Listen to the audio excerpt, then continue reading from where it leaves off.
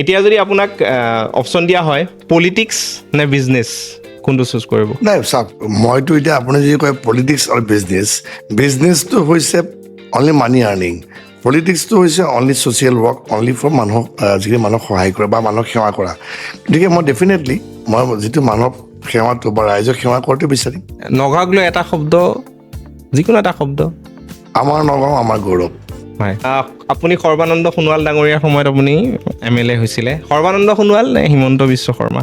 Definite চাওক, আজি তাৰিখত আপুনি যদি মুখ্যমন্ত্ৰী হিচাপে যিধৰণে কাম কৰিছে হিমন্ত বিশ্ব শৰ্মা ডাঙৰীয়া এগ্ৰেছিভলি, সেইটো তেখেতৰ অসমত প্ৰয়োজন আছে। আৰু যদি একে সময়তে যদি চাই আপোনাৰ সৰ্বানন্দ সোণোৱাল ডাঙৰীয়া, তেখেতেও আজি 5 বছৰ তেওঁ চলালে, তেখেত নম্ৰ বা এগৰাকী তেওঁ যিধৰণে এজন ভাল ব্যক্তি হিচাপে আমি সকলো জানো। পাৱাৰ অৰ ৰেছপনচিবিলিটি মানে ডেফিনেটলি ৰেছপনচিবিলিটি। আপুনি মানে ৰাতি কাম কৰি ভাল পায় নে দিনত? ৰাতি কফি খাই ভাল পায় নে চাহ খাই ভাল পায়? Black coffee. জুবিন গাৰ্গৰ কোনটো গান আপোনাৰ আটাইতকৈ ভাল লাগে? মায়াবিনী। আৰু জুবিন গাৰ্গৰ কোনখন চিনেমা আপোনাৰ মানে আটাইতকৈ ফেভৰেট? দীনবন্ধু। ৰৈ ৰৈ বিনালে চালেনে? চালোঁ। আপোনাৰ নগাঁৱক লৈ এটা উইচ যোনটো আপোনাৰ সম্পূৰ্ণ হোৱা নাই? নগাঁওখন লৈ পেলাই আশা বহুত আছে। নগাঁওখন অসমৰ ভিতৰতে এখন আগশাৰী চহৰলৈ নিয়াৰ কাৰণে প্ৰয়াস সদায় থাকিবই, আৰু সেইটো কাৰণে যিমান পাৰোঁ মই চেষ্টা কৰি যাম। নেক্সট আকৌ যদি জিকি আহে মন্ত্ৰী হ'বলৈ আশা আছেনে? চাওক, মন্ত্ৰী হোৱা, MLA হোৱা, চাওক MLA হোৱাটোলৈকে এইটো ৰাইজৰ আশীৰ্বাদ। মন্ত্ৰী হোৱাটো হৈছে আপোনাৰ যেতিয়া মুখ্যমন্ত্ৰী বা আমাৰ যেতিয়া উৰ্ধতম আমাৰ যিখিনি মানুহ আছে তেওঁলোকে কৰিব। গতিকে মোৰ কথাটো যে য'তেই মোক দিব ত'তেই মই সুন্দৰকৈ কাম কৰি যাম, ৰাইজৰ দায়বদ্ধতা মানি লৈ পেলাই ৰাইজৰ হৈ পেলাই কাম কৰি যাম, তাত মই দৃঢ় প্ৰতিজ্ঞ। আপোনাৰ এটা বেয়া অভ্যাস? দেৰিকৈ খোৱা। ৰাতিপুৱা সোনকালে উঠেনে? ৰাতিপুৱা সোনকালে কেতিয়াবা দেৰি হয়, যেতিয়া টোপনিটো নহয়, কিন্তু মই দেৰিকৈ খোৱাটো যদি মই অকণমান আগুৱাব পাৰোঁ ভাল, মই ভাবোঁ। হয়, বিজেপিক বাদ দি বেলেগ যদি পলিটিচিয়ানৰ কথা কওঁ, কোনজন পলিটিচিয়ান আপোনাৰ ভাল লাগে বিজেপিৰ বাদে? যদি অসমৰ প্ৰেক্ষাপটত চাই তেনেহ'লে আমাৰ ভাল লগা বা যিখিনি আমাৰ প্ৰয়াত কেইবাগৰাকীও মই নাম ক'ব পাৰোঁ, যিখিনি আমাৰ অসমখনৰ কাৰণে কিবা এটা আমাৰ যিখিনি দি থৈ গৈছে। আপোনাৰ যদি চাই নগাঁওখনৰ যদি কথাই কয়, মতিৰাম বৰাৰ কথা আমি ক'ব পাৰোঁ। মতিৰাম বৰাই আজি নগাঁওখনৰ কাৰণে যিখিনি কৰি থৈ গৈছে, আমি তেখেতক সদায় আমি খুব শ্ৰদ্ধাৰে স্মৰণ কৰোঁ। আৰু সেইধৰণে কেইবাগৰাকী ব্যক্তি আছে অসমৰ প্ৰেক্ষাপটত আছে, আমি শৰৎ সিংহৰ নাম লওঁ, বা আমি কেইবাগৰাকী সেইধৰণৰ ব্যক্তি যিয়ে আজি অসমৰ কাৰণে কাম কৰি থৈ গৈছে। গতিকে মই কাৰোবাৰ এজনৰ ক'লে হয়তো এজনে বেয়া পাব, গতিকে মোৰ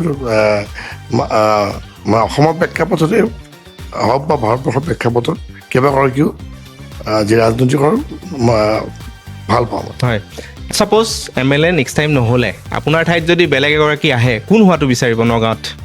তেনেকুৱা কোনোবা আছেনে? চাওক, এতিয়া নগাঁৱত সামাজিকভাৱে যোনে কাম কৰি আহে, যোনে সামাজিকভাৱে কাম কৰি নগাঁওখন ভাল পায়, তেওঁলোকে নিশ্চয় আগবাঢ়ি আহিব পাৰে। এইটো নহয় যে ৰূপক শৰ্মা সদায় বিধায়ক হৈ থাকিব। তাত মই এতিয়া কাৰোবাৰ নাম ল'লে হয়তো কোনোবাই বেয়া পাব পাৰে, বা কাৰোবাৰ যি নাম ক'ব যে তেখেতক বেছি ভাল পায়, গতিকে তেনেধৰণে মই নাম কৰাটো মই উচিত বুলি নাভাবোঁ। কিন্তু মই ভাবোঁ যে উঠি অহা প্ৰজন্মক মই তেওঁলোকে আহ্বানো জনাম যে তেওঁলোকে সমাজৰ কাৰণে কাম কৰিবলৈ আগবাঢ়ি আহক। সমাজৰ কাৰণে কাম কৰিবলৈ আগবাঢ়ি আহোঁতে যদি ৰাজনৈতিক ক্ষেত্ৰখন যদি তেওঁলোকে বিবেচনা কৰে, মই ভাবোঁ যে বেয়া নহয়, কাৰণ বহুত উঠি অহা প্ৰজন্ম ৰাজনৈতিক ক্ষেত্ৰত নাহে, পলিটিক্সটো বেয়া পায়, সেইটো উচিত নহয়। পলিটিক্সত আহি তেওঁলোকে যথেষ্ট সংখ্যক ৰাইজ হৈ পেলাই কাম কৰিবৰ কাৰণে সুবিধা পাব।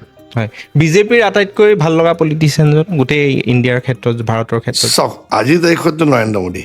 হয়, বিজেপি AGP বাদ দি পেলাই আপোনালোকৰ যিহেতু সংগী দল, বিজেপি AGPক বাদ দি কোনে চৰকাৰ গঠন কৰিলে ভৱিষ্যতে অসমৰ উন্নয়ন কৰিব বুলি ভাবে? আজিৰ তাৰিখততো আপোনাৰ বিজেপি AGP বাদ দিটো কোনো নোৱাৰে। গতিকে আজিৰ তাৰিখত ভাৰতীয় জনতা পাৰ্টি, অসম গণ পৰিষদ বা আমাৰ UPPL BPFৰ মিত্ৰজোঁটৰ যিখন চৰকাৰ চলি আছে, আপুনি দেখিছে 10 বছৰ হ'ল, আৰু এইখন চৰকাৰ বাদ দি পেলাই বেলেগ এখন চৰকাৰৰ কথা অসমৰ ৰাইজে কল্পনাও কৰিব নোৱাৰে, ভাবিব নোৱাৰে। হিতাধিকাৰী নে এমপ্লয়েবিলিটি? চাওক, আজি নিযুত মইনা আঁচনি এগৰাকী ছাত্ৰী তেওঁ পঢ়িবৰ কাৰণে মাহে মাহে এটা পইচা পোৱাটো, সেইটো মই নাভাবোঁ যে এইটো হিতাধিকাৰী বুলি। এগৰাকী ছোৱালী যে মানে আপুনি কোনটো প্ৰিফাৰ কৰিব, এমপ্লয়েবিলিটি নে হিতাধিকাৰী? নহয়, চাওক, মই এটা কথা চাওক, মই আপোনাক এইটো এমপ্লয়েবিলিটি বুলি মই নাপাওঁ। মই কাৰণ তেখেতসকলে এটা আৰ্থিকভাৱে সকাহ যিটোৰ কাৰণে তেওঁলোকে আগন্তুক সময়ত তেওঁলোকে ভালকৈ পঢ়ি পেলাই আগুৱাই যাব পাৰিব। গতিকে ইয়াত কোনোবাই যদি ভাবে হিতাধিকাৰী বুলি, হয় আমি হিতাধিকাৰী বুলিয়ে কওঁ। হয়, আপুনি ৰচি থকা এটা সপোন নগাঁৱক লৈ পেলাই, নগাঁওখনক মই আগতে কৈছোঁ আপোনাৰ নগাঁওখন আগুৱাই নিয়াৰ ক্ষেত্ৰত যিখিনি কথা আপুনি মোক ক'লে যে বহু ক্ষেত্ৰত নগাঁওখন ক'ৰবাত নহয় ক'ৰবাত আমি ডাঙৰ অনুষ্ঠানবিলাক নোপোৱাৰ ক্ষেত্ৰত পিছুৱাই গৈছোঁ। এইবিলাকৰ ক্ষেত্ৰত মই নিশ্চয় যিমানখিনি পাৰোঁ আমি আগভাগ ল'ম।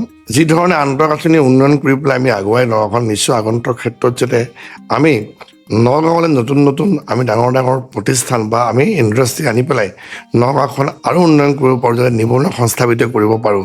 সামগ্ৰিকভাৱে নগাঁওখন আমি যাতে শিক্ষা, স্বাস্থ্য বা আটাইকেইটা ফালৰ পৰা যদি আগুৱাই নি পেলাই এখন যাতে আমি আগশাৰী জিলালৈ আমি আগুৱাই নিব পাৰোঁ, তাৰ কাৰণে সদায় সপোন থাকিব। ৰাইজৰ আশীৰ্বাদত আমি যিমান পাৰোঁ আমি কৰি যাম বুলি আমি ৰাইজক প্ৰতিশ্ৰুতিবদ্ধ। যদি আপুনি কেতিয়াবা মন্ত্ৰী হয়, কোনটো ডিপাৰ্টমেণ্টত আপুনি মানে বেছি ভাল পাব কাম কৰিবলৈ? তেনেকুৱা কথা নাই। তথাপি কি যে আমাৰ মন্ত্ৰী হাবিয়াক লৈ পেলাই কোনো কাম নকৰোঁ বা সেই ধৰণৰ ইচ্ছা যদি দিয়ে ধৰক, যদি দিলে চৰকাৰ এখন যেতিয়া থাকিব, মন্ত্ৰীটো কোনটো বিভাগ বুলি কথা নাই। আজি যদি এগৰাকী যদি IAS বিষয়া যদি আহে, তেনেহ'লে তেওঁ যেতিয়া দেখা পাইছে আপোনাক যেতিয়া আহিব, তেওঁতো সকলোবিলাক বিভাগে চলাব লাগিব। প্ৰায় 54টা বিভাগ ধৰি লওক, তেওঁলোকে য'তেই নিদিয়ক, শিক্ষাক দিয়ক, কৃষিক দিয়ক, স্বাস্থ্যত দিয়ক, এনেকুৱা ধৰণৰ চবেই চলাবলগীয়া হ'ব পাৰে। গতিকে এগৰাকী IAS বিষয়াই তেওঁৰ বিভিন্ন ধৰণৰ বিভাগ চলায়। নাই এনেই মন্ত্ৰিত্বটো ধৰক অলপ বেলেগ হৈ যায়, পাৱাৰ এটা আহি যায় যে মই এইটো ক্ষেত্ৰত মই সাংস্কৃতিক জগতৰ লগত জড়িত, মই এইটো ক্ষেত্ৰত বহুত ভালকৈ কাম কৰিব পাৰিম বা এডুকেশ্যনত কাম কৰিব পাৰোঁ বা বিচাৰোঁ। 10টা বছৰত নগাঁৱত থাকি জিলা প্ৰশাসনৰ লগত আমি কাম কৰি প্ৰত্যেকটো বিভাগতে আমি কাম কৰিছোঁ। গতিকে এনেকুৱা নহয় যে এইটো বিভাগত মই নোৱাৰোঁ বা এইটো বিভাগত মই নোৱাৰিম, এনেকুৱা কথা বতৰা নাই।